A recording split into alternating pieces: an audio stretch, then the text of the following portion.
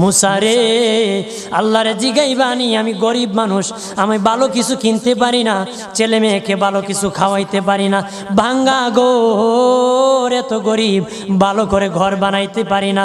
আল্লাহরে জিগাইবানি কি করলে আমার উন্নতি হবে, ধনী হব, টাকা পয়সা হবে। আল্লাহরে জিগাইবানি।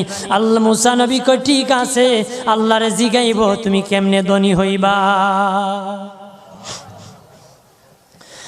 আল্লাহ নবী মুসা নবী তিন রাস্তার মোড়ে যা দেখে একটা লোক বসে আছে, তার দুই হাত নাই, দুই পা নাই, দুই হাত নাই, দুই পা নাই।